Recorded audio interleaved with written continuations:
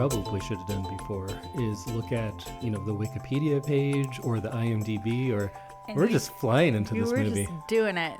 You know what? So much so that we're not even going to have a little preamble. Nope. It's movie time. Let's go. It's podcast time. All right. Welcome, everyone, to a business-like episode of I Love This, You Should Too. My name is Indy, Business Time Randhawa. And with me is, straight to the point, Samantha Randhawa. That's me. Yeah, no chit-chat. No. Who has time for that? Straight to the business. Because we have a lot of work to do today. We do. But you guys don't need to know about it, because you know why? We're getting straight to the business. Straight to the business. So we are talking all about the movie Ju Dou from 1990, directed by Zhang Yimou. And this is a different type of episode for us, because usually we always take turns picking something the other person hasn't seen, but that you yourself love. And this was one that neither of us had seen. But I loved and had seen Hero and Raise the Red Lantern. And I think both enjoyed Raise the Red Lantern so much. We're like, you know what? Let's just do the trilogy? Well, there is a trilogy. Oh. Kind of. There is an unofficial trilogy that started with Red Sorghum that we did not watch. And I was going to say, maybe we should just watch that. But no, I think we're done. Okay, this is it. Red Sorghum, then this, Ju Dou in 1990. And 91 was Raise the Red Lantern. Mm-hmm. It's the unofficial Zhang Yimou and Gong Li Red trilogy. Mm. They went on to make, I think, 8 or 9 movies together in all. And these were the first 3. I think, although I'm not a Zhang Yimou expert, but we are going to pretend to be today. Perfect. Such experts. So before we get deep into anything, which is what we're going to do, this is an analysis, more heavy show, not a recap show, which I don't get why those exist myself. Just watch the movie. But they're out there. That's not what we're going to do. We're going to spoil everything. So before we get into all of that stuff, do you have some first thoughts on Ju Dou?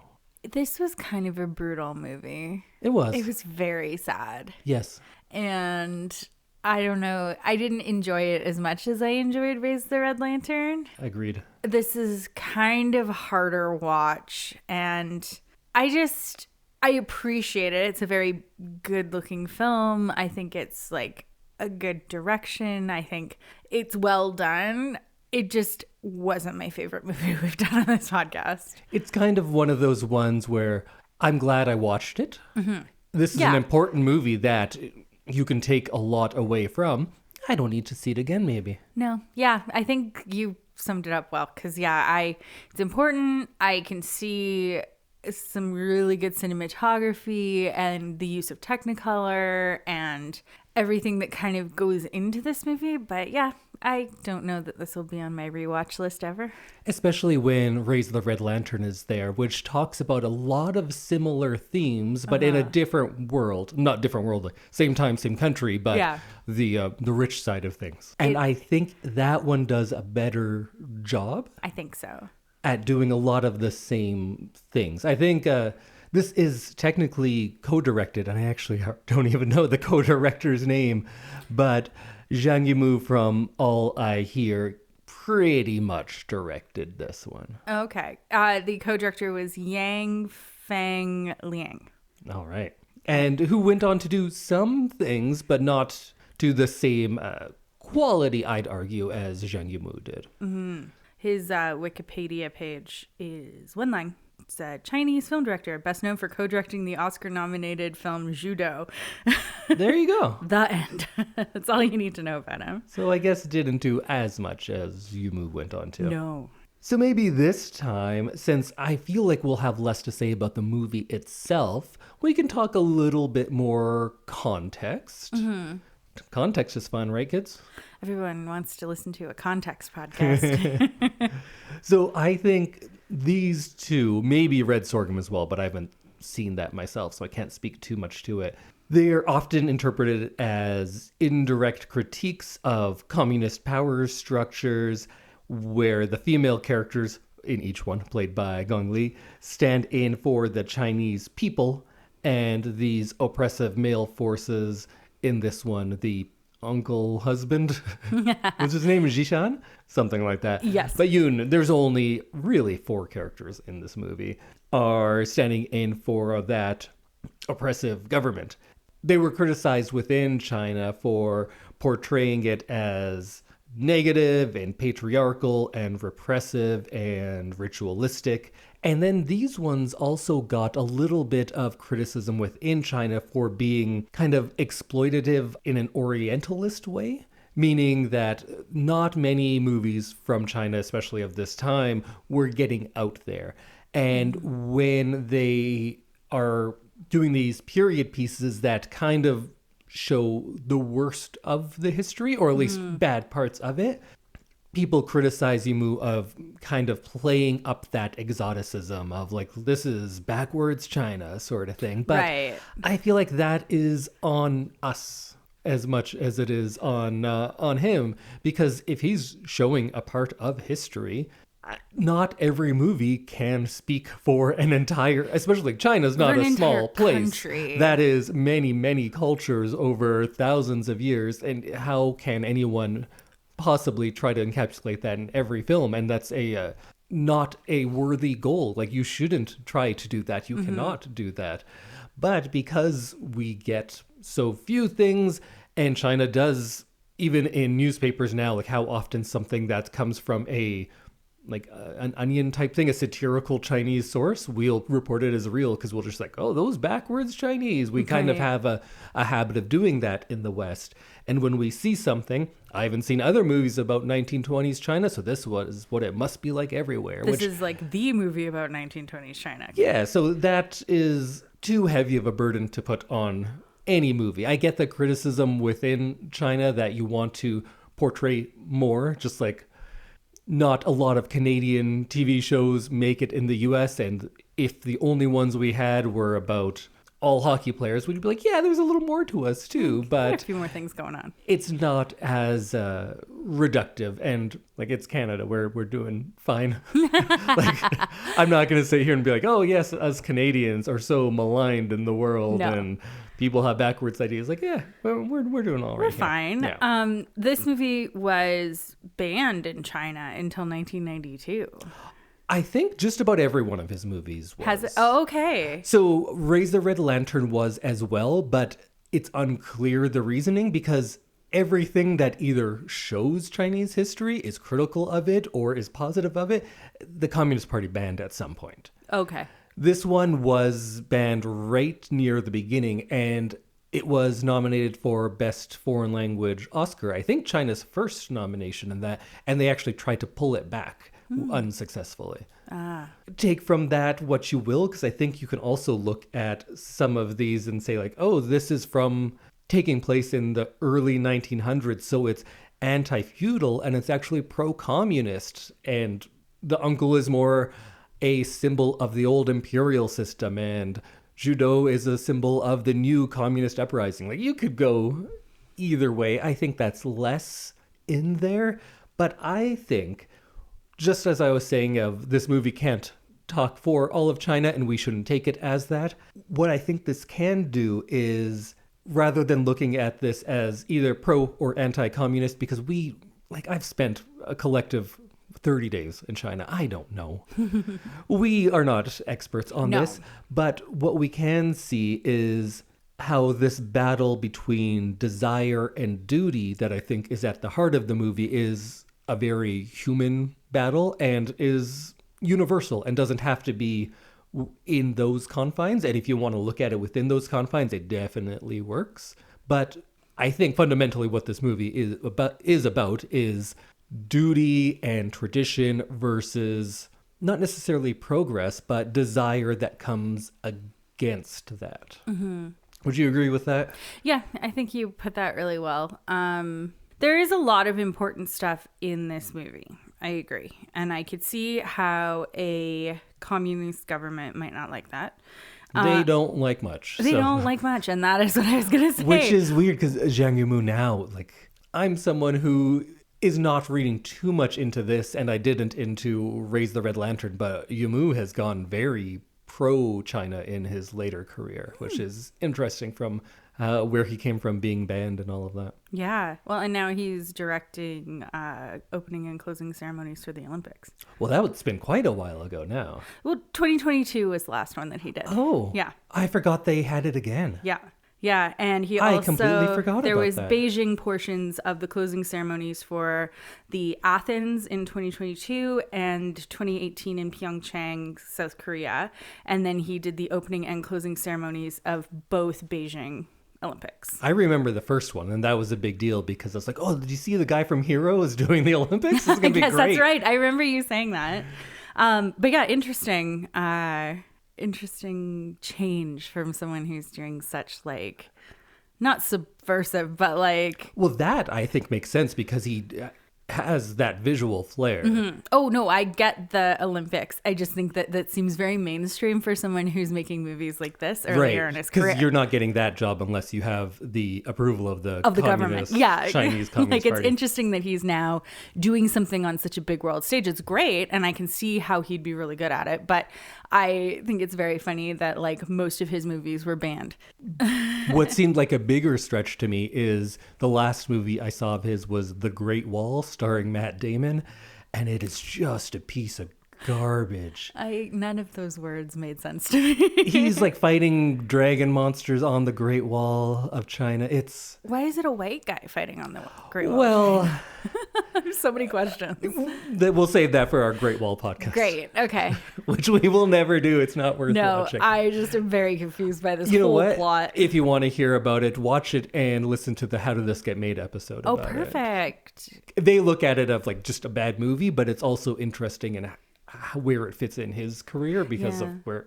But back to this. Okay, great. So this is set in what they call the Republican era of China, the 1912 to 1949. I think this is around the 20s. It doesn't really say. So this is after the fall of the Qing dynasty, but before the establishment of the People's Republic of China. So it's a really fragmented time. There are warlords who kind of occupy districts more than anything. There is no central authority. And it's also a time of change where a lot of what we'd consider modern ideas and education are just starting to filter their way in. And it's a time that emphasized hierarchy and ritual and social stability, but all of that is about to be or is becoming challenged. And I was going to say it's a time of like men were in charge and women were, but that's kind of everywhere in the 20s and kind of now too. Kind of always. Yeah. That is not unique to China in the early 1900s. No, but you do get a very good idea of what the hierarchy is really early on in the movie. Definitely. I have a whole thing about the fifth generation of Chinese filmmakers, but I guess we don't really need to get in that. That's where Zhang Yimou came out of. It was the first generation that was going to these film schools. They broke from socialist realism.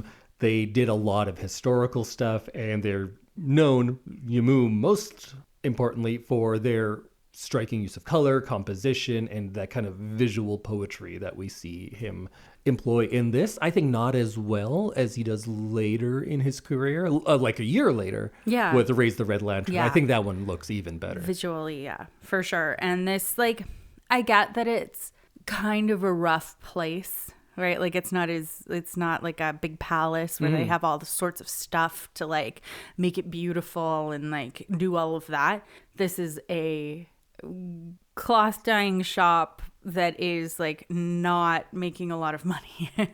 And so we don't have the like set dressing that we would have in the other movie. Definitely. I think since this one is kind of about these 3.5 characters, maybe we should just start talking about them, and that'll kind of lead us into the themes of the movie. Yeah. Because I think we can both agree that it's mostly about the traditions kind of squashing this possible love that's going on. Mm-hmm. So first we have Ju Dou herself, played by Gong Li, our second time watching her in the last week.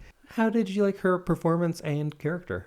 I think I prefer her in the Red Lantern movie. I don't know, but I just felt like she did a lot Not that she's not doing a lot in this movie, but I just felt like I liked her performance better in the other movie.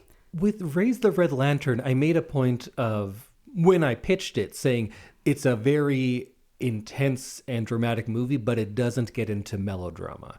I think Ju Dou does get into melodrama. It does. Oh, it very much does. Yeah. So I thought that she was like very good in this role. I liked Ju Dou, and you want like the best for her, even though that's clearly not what she's getting. And you also are kind of cheering for her to either make it out or make this man happy. Or take revenge. That's what I was cheering for most. I was also cheering for that. I did think that she should just kill him. The uncle, not the boyfriend nephew. Sure. I thought that she was like a very strong character, and I would have liked to see her do a little bit more maybe, but it is the time and the place that probably wouldn't allow her to do anything. Yeah, the time and place doesn't allow her to do much. She seems like the most oppressed by this system, I'd say, yes. right? Yeah. And she has so little agency. I did like her performance, but like you, I don't think it was as good as Raise the Red Lantern, because that one was just more nuanced. Yeah. And this, she just has a few notes, and that's not a criticism of the performance, but just that's kind of the nature of the script and of the character. She's in such dire circumstances all the time that everything is kind of big. It's a melodrama, It's right? true. Yeah.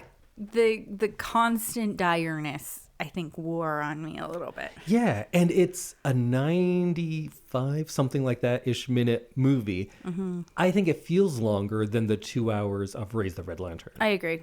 Raise the Red Lantern, I don't know, that movie flew by for a movie of so people fast. just sitting around in rooms. I don't know, it flies. Yeah, I agree. So like me, were you kind of hoping she would become as brutal as her oppressors?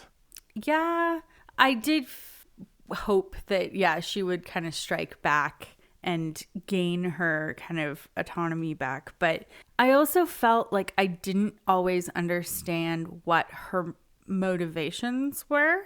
Like at the beginning, like at the first half of the movie, she realizes that the hole is... This is what I was just going to ask you about. Perfect, go on. Like the hole into the, like where you can look into the bathing area. She sees the hole, and first she's like really shocked and like kind of alarmed that someone might be like spying on her while she bathes, and like fair. But I felt like she turned really quickly to not caring and uncovering the hole. And I didn't quite understand what was going on until it was happening. My question right here is, why do you think she did that? I have it written down. So if you don't have an idea, I think I might. I feel like I understand why she did it after seeing it and like thinking about it for a little bit. I think she was trying to loop someone in on like just how bad her life was. By showing those bruises? Yeah. I think it's that, but also that she wants Tianxing to fall in love with her. And I don't want this to sound too much of, you know how discourse about just anything related to women is like, oh, they're all manipulative, they'll use their sexuality. But this is a character who has essentially no agency. Right. Her sexuality is all that she has, really. She has that, and the ability to be a mother are really the only sources of power that she has in this world. So I'm not upset with her to use her sexuality to win Tianxing over. And I feel like she not necessarily seduces, because all she does is like, hey, I exist, here I am. Yeah. And that gets him. And she does rather aggressively approach him at the first time. Mm-hmm. So I think she's using her sexuality because she needs protection, and that's her only option. Mm-hmm. And I don't want it to sound like I'm saying that that's a bad thing. It is weird how we have this in the world, that using sexuality to get something is evil, but using like physical might to get something, like that's good. But in a world where she has only one tool to use, yeah, go for it. Use it. It's like the same people who watch porn will never say, like, I'll never date an OnlyFans girl. And it's like, well, yeah, do you see the hypocrisy here? But so I think that's what she's doing. I do think she does fall in love with Tianxing, and he was just gawking at her, and he's like a real perv at the beginning, right? Yeah, he is. Because I think it's just his world. He doesn't see women. He has so little other people in his life. And he's also not, of course, to the extent of her, but he's also trapped with this abusive dude. And he is enamored by something different. And she is a breath of fresh air to his life, to the movie, really. Yeah. So I think they start things off for their own somewhat selfish, but if you consider self-preservation selfish, their own selfish reasons. But I do think they fall in love because they have that bond, because they both want to escape their current situations. What do you think? Does that make sense? I think so. I also think that she was like looping him in on the abuse. Definitely. Like, and I mean, how could you not know? Because you're all in the same house. But And we see that he does know, because he goes to the room and he gets that axe the one time, and he knows what's happened to the previous wife. So like, this guy's killed 2 women already. yes, exactly. So yeah, I feel like both things are kind of true there. Yeah. And then moving on to the male characters, I think it is really interesting that they are all kind of disabled in a way. Jinshan becomes paralyzed from the waist down, and we also know that he cannot father a child, or we suspect at least, because he's had that he's sterile or maybe impotent. We don't know exactly. One of the two. Yeah. The son, Tianbai, cannot speak. Right. He's sort of creep. And he is a creep. We'll get to him. Creepy child, yeah. And Tianxing, the nephew boyfriend, yeah. is dependent on others for his existence, really. And he also has this indecision that kind of plagues him through the movie. We were talking last week about how Gong Li's character has some Hamlet in her in Raise the Red Lantern, whether she was mad or mad in craft. Right. I think Tianxing has some Hamlet in him, because he wants to kill his uncle, but he's plagued by, like, oh, I don't know, should I do it? Should I not? Yeah. That goes on for 2 hours of Hamlet, just like it does for 90 minutes of this. Yeah, I agree. At the beginning of the movie, I felt really sad for him, because his life seems really shitty. It really does. It's a shitty little life. I feel sad for him through the whole movie. Oh, for sure. No, but I mean, like, immediately I was hit with like, oh, this guy has a shitty life and a shitty uncle. And he's been abused in a different way of like, his uncle doesn't ever have a kind word for him. He's like probably physically abusive, but like you hear him being verbally abusive throughout the opening of the movie, basically. And you know that's all he's ever experienced his whole life. Exactly. And you also get the story that his parents died and he was like adopted by this uncle and is now like basically indebted to him. Mm-hmm.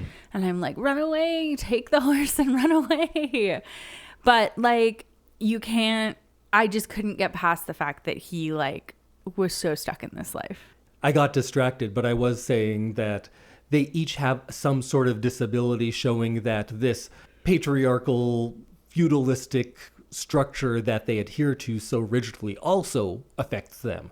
Not to the extent that we see with Ju Dou, but they are all crippled in this society as well, showing that, yeah, even if you are the man in a patriarchy, something is being withheld from you. Right, yeah. You can't be your full self. You'll get more than a lot of other people, but you still are in this kind of prison, in this rigid structure. Mm-hmm. And he's a good example of that because he has many opportunities to do what he can to disrupt this system. He could have thrown his uncle off that cliff at the beginning, And at the time, I was like, no, don't throw him off the cliff. But now I'm like, yeah, he should have just thrown him off that cliff. Everything would have been so much better. Yeah. But he doesn't, whether it's his allegiance to his family or simply this world and structure, because he's always about, it's my uncle, this is my family, I can't do that. He is so blindly loyal to that to his own detriment. Yeah. Yeah. And the running theme of like, why don't you just leave? I can't leave. This is my home. And like, would it be any better out there? Is like very oppressive throughout the movie of like, oh, let's just run away. We can't run away. And like they would know, or word would get out, or it's just very much of like staying at home because you know what can happen there. I guess, yeah. It's predictable, right? The whole devil you know sort of thing. Yeah, it's shitty, but like I know what happens here. I don't know what goes on out there or how the world's gonna like treat me. Yeah. Yeah. So I felt there was also just the blind loyalty and adherence to these traditions in him as well, more than fear of whatever else is out there. right. How about that terrible uncle, Jinshan? Oh, wow. What an awful human being. What an awful human being. I, from like the first time you see him torturing Ju Dou, just wanted him to like fall down those really steep wood stairs. Yeah. It's like, there's so many things in this house that it would be so easy to be like, oh, he fell off the scaffolding. Right. It's like, yeah, he got hit by a big piece of wet cloth and fell off the scaffolding and like broke his neck, or like fell into the dye pool, or fell down those Which stairs. he does. Exactly. They could have just done that earlier. Right? Saved everyone some There were time. so many moments where I'm like, your lives would be so much better if he just had an accident somewhere, like in the house, out on the road where he gets found and almost thrown over the cliff. Like there's so many moments where they seem like too scared to act. And I did feel a little bit like, no, like do something. Felt like you were like banging your head against the wall. Him more than anyone, I feel, is a kind of like stand-in, an archetype. He represents, just like in Raise the Red Lantern, we had that faceless man who represents like the man. He's like that, whether you want to say because he's older that he represents this past system, whether it's a feudalist system, or if we are looking at it as an anti-communist view, he is that oppressor. I think it's interesting that even when he is no longer fully functional, his system persists. Like that authority persists despite his, in this case, it's like a literal crippling. It shows how power can outlive its legitimacy. Yeah, in the way that they keep everything is basically the same. Yeah, Even they go though right back to they go where right back they were. to work. They go back right to like how they operated on a day-to-day basis when he was kind of like bringing the hammer down and he was authoritarian. It's really interesting to see them just like slot back into those roles. And you could argue that he becomes even more powerful in death, Yeah. like an idea does. If he's representative of those old ways or tradition or communism or however you want to look at it, in the end, he is just that casket. And what does the casket do? It runs over them 49 more times. Yeah. If they hadn't had a lifetime full of that already, even in death, he's doing that. Yeah. And he gets these benefits that he doesn't actually deserve or earn. And it's clear in the ways, of course, that they're doing all the work for him. But he has a son who acknowledges him as father, even though he can't. It shows you how these power structures are multi-generational and people just fall into them. You don't necessarily have to earn the respect or the power that comes with enforced structures or traditionalism like this. Yeah. Well, do you want to talk about that little creepy son? Oh my God. What a creep. He is the one that I had the hardest time with at first. What do you think? He was a really cute baby. Sure. That's a nice thing I'll say. Then about he him. turned into a real creep. Oh my God. Like, I understand that, like, you become a product of your environment, right? Like, good or bad. I think that this kid got all the bad and none of the good. They're like, he was born of two people who love each other, and like maybe the family structure was like a little weird. It's a little weird. The little like nephew uncle. But like all he seemed to get was his uncle father. Yeah. Oh my God. Jinshan. All he seemed to get was the cruelty from that. Yeah. Maybe that's supposed to be representative of a generational trauma, that this cycle of abuse and shame is passed down, or the film is making a commentary on how past traumas or traditions are going to persist. If you stay within this traditional structure, those traditions are going to persist, even though they aren't, Jinshan isn't even the actual father. The structure he represents still exists and will continue to exist after his death. And I think there's nowhere that that's more clearly symbolized than with the son, who has this shame and this rage and is a big part of where their fate goes. And we eventually see him sitting on atop that casket, suggesting that he is going to be the next generation of what Jinshan represented. Yeah. You think at first he represents hope because he's a product of these kind of revolutionaries in their little microcosm there. They are changing things, and he's should be the next part of that and represent a new hope. But rather, they are still a prisoner to this structure, and it's most clear in him becoming like the uncle father and not the two of them. Yeah. I had a really hard time figuring out how old anybody was in this movie. Right. It goes through quite a few years, It too. does. And I realized that it was like 7 years later. Yeah, or maybe more. He looks big at the end when he's running around and chasing that kid and stuff. Yeah, I think he's a teenager then. I'd say so, an early teen. It looks Yeah. So like a very hard time. I mean, when you're a baby and you can kind of guess how old you are. But like when he stops being a baby and starts being like more of a boy, I had a very hard time trying to figure out, is he 6? Is he 14?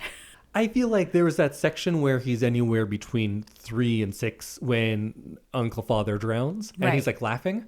I feel he's that age then, and then it jumps to him being, maybe 14. 14, 15, yeah.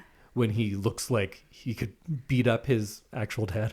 Yeah, he does get a little thicker. Yes. Like he becomes a little like more grown up, I guess. That's all I'm trying to say.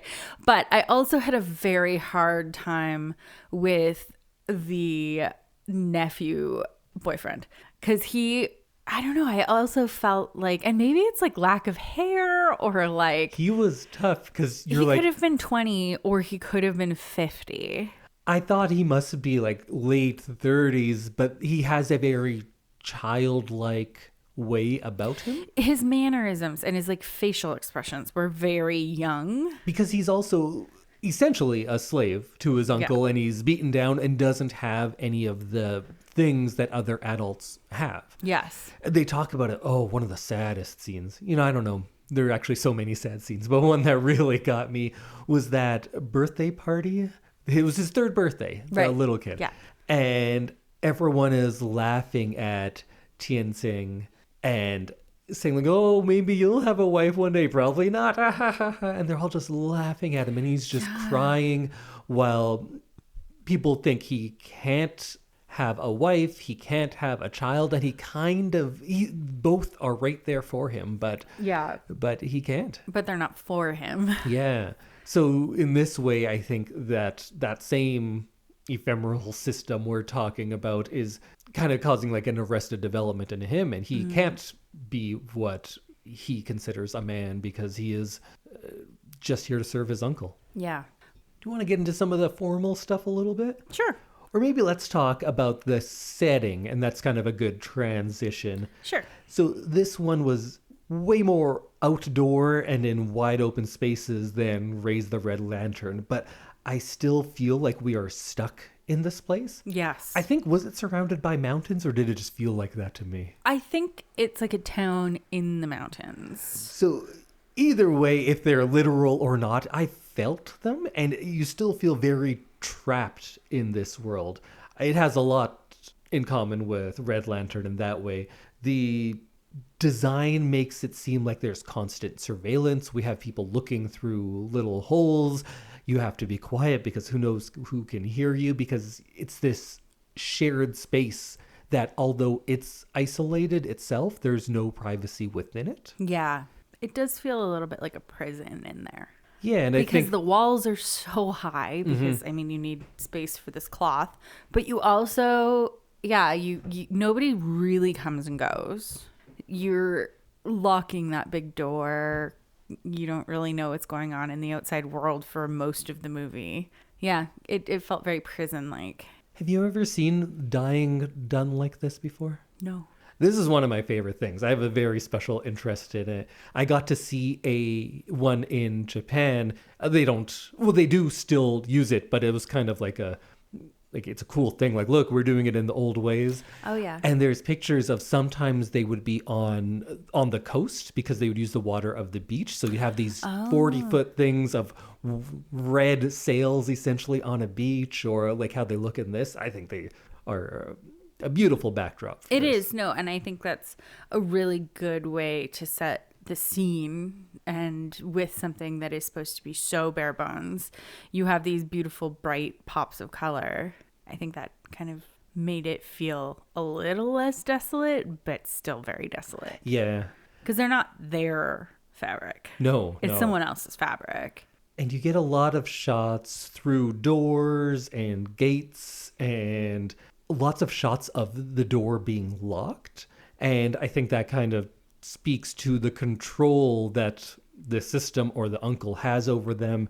And I think it kind of relates to Ju Dou's body herself. Like she, again, I just keep saying she has so little agency, but these shots of everything getting locked up, they are getting locked up in there as well. By locking the door, you're saying that, doors exist. Mm-hmm. There is a way out, but they're not open. Wow. With the colors, I only started looking at it late in the movie, so this might be like a half-baked idea, but it seems like clearly the colors are important, right? Yes. We show them, they are the only splashes of color. Everything else is a very washed out brownish beige. And for both of these two movies, someone out there, do a good transfer of them. They're beautiful movies, and the DVDs you get of them are junk. So someone, please make a good quality Blu-ray, especially of Raise the Red Lantern, so I can buy it. Yes. But these cloths, this might be Indy's thinking of something and making it up as he goes, and maybe it'll work out, maybe not. Maybe there's something to the once something is dyed this color, it can't be undone, and how their actions are leaving permanent marks or stains on things, but I don't know. And are the colors different? Because it seems like when they are dyeing things red, those are in the more passionate scenes. And I think that maybe that's just an easy one that I thought of because, red, passion, because in that first sexual encounter between the two of them, there's that one really great shot where it's all unfurling and it kind of like goes across her head, and we actually get to see her having some sort of pleasure in this movie for the first time. That was really cool.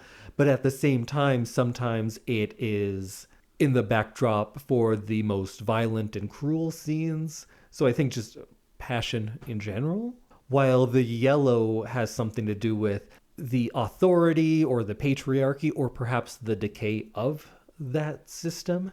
I think yellow for many years symbolized imperial authority within China, while red is more of like a good luck color, because the yellow is most often used by the bad uncle or when he's still mobile. And then eventually we get into blues and greens, but I think there weren't enough, and I wasn't paying attention enough to see what those really had links to. Maybe it was more in the restraint or the fear or entrapment, because when somebody is being watched or manipulated, there was more blue and green in those. But I think I need to rewatch it with that in mind because I kind of thought of this after the fact, so I don't know if it really holds up at all. Yeah, I can't say that I like noticed the color scheme aligning with what was kind of happening in the movie, but it definitely was like a reminder that there are people who, or there's like a better life out there. Other people are living better than us because they can afford to buy all this cloth and like do all of that and request special dye jobs and everything. And it really kind of juxtaposed the shittiness, and I'm just gonna keep saying it, of the life at this dying place. It really was. Yeah. There you, maybe that's what it was all about. It was all an English pun. That's It was what I an meant. English pun in this Chinese movie. But then when you watch the next movie, because you're like, yeah, there's people out there living better who can afford this stuff. Not And then we quite. go and see them in the next movie and you're like, oh, this exists everywhere. But it's also like a we want what we can't have kind of thing. You- And if you were going to be in an oppressive patriarchal system, you might as well be more comfortable while you do it. have some money to Have a roof. throw around. Yeah. Yeah. And like fire and servants and yeah. Not be worked to the bone like No. this young man. And woman. Yeah. So China. I think it's more of a patriarchy. Patriarchy. Well, I have some other stuff about the mule and that, but I don't know. What do you think? Should we wrap up on Ju Dou? Sure. Overall, I thought this was a good movie. I thought it was well done. I found it very brutal, and sometimes I have a hard time with a movie like that. It is like, it's a very beautiful movie, but it is like a very dark theme, and I think that like it's worth seeing. And like we said at the beginning, I don't know that I'll ever want to watch it again, but I think that the themes are important, and it's a very cool watch alongside Raise the Red Lantern, because you kind of get to see both sides of the coin, and you get to feel that like, oh, well, if we had money and I didn't have to dye cloth for a living, maybe my life would be better. And you're like, nope, untrue. Because you get to see it from the other side as well. And so I think that these two movies together are great, and like definitely watch them both and then listen to our episodes. But I think that this is like a very hard life to watch someone go through. And I don't know, I think I've talked about it before, but I enjoy more escapism when I'm watching movies and stuff. And I think that this was definitely not that, but I'm still going to recommend it. Yeah, I think it's very good. I think it's a very good movie. But like you were saying, I think most of what is done here is done better in Raise the Red Lantern. Mm-hmm. So if you've already watched this and you haven't seen Raise the Red Lantern, oh, you're going to love it. That one it's going to be so good. It's fantastic. I prefer that one, but I understand why this is so highly regarded as well. I think people shouldn't be pitching it as a romance, because that's what I heard. So many of the posters or DVD covers call it like an erotic romance, and that's not what this is. No. This is a brutal movie that does show that romance can exist in the most brutal circumstances. Sure, I'll give you that. I'll give you romance because the romance is central to it, but I wouldn't put that at the forefront of what this movie is. No.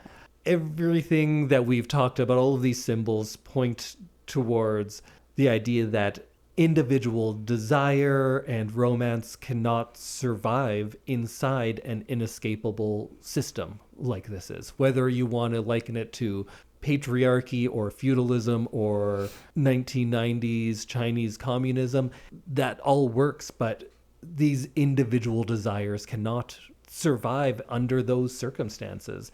And I think what Zhang Yimou does so brilliantly in both of these movies we've been talking about is make all of these ideas feel inevitable by the way he uses the symbolism. With that visual language, and in the other movie more into the audio as well, and in this one, but I think he just sharpens all of these techniques a little more in Red Lantern. But by using all of these things with the setting and the cinematography and the script, using everything in tandem like that, he makes all of his symbols feel inevitable rather than contrived. I don't feel like this is a movie made by a guy and he made these buildings look this certain way, so I will think this. Right. It makes me think that this is the world, and that's why I feel like that. He is clearly someone who is manipulating the screen more than most. He's very intentional in what he chooses, but so much so that it feels entirely naturalistic almost. And if you look at shots in both of these, they're beautiful, and that's not natural. Things don't just look like that. He puts a lot of work into it, but so much work that is also in service of the script and the performances that it just feels very natural, and these systems that he is picking apart feel so inevitable. And in this movie, it leaves you with a sense of hopelessness. Mm-hmm. So that is hard to sell someone on, of like, hey, do you want to see a movie that will make you feel hopeless, but without it being over the top? Here's the movie for you. Great. But that is what he does. So he succeeds completely in what he wants to do. What he wants to do does not always make for the most enjoyable watch, but it makes for great art. Yeah, I agree. So go watch Ju Dou, go watch Raise the Red Lantern, and listen to our previous episode that came out last week. And go watch Hero, which is a much easier watch than probably both. And really, I think that is the peak of his visual flair. Mm-hmm. Because it's more than Red Lantern. Red Lantern has a lot more restraint to it than Hero does. Hero, he's going full wuxia and fantasy elements, so he can go big with all of his visual stuff. And it is maybe the single most beautiful movie I've ever seen. It is a beautiful movie. We talked about it a year ago, and we're going to rebroadcast that next week. And it is a subtitled Chinese martial arts movie that Samantha really liked, so you know it's going to be good. Yes. Go see Hero. I can't say enough good things about it. You know what? I think you can, and you can hear them all next week. Next week. Yay. Well, until then, bye, everybody. Bye.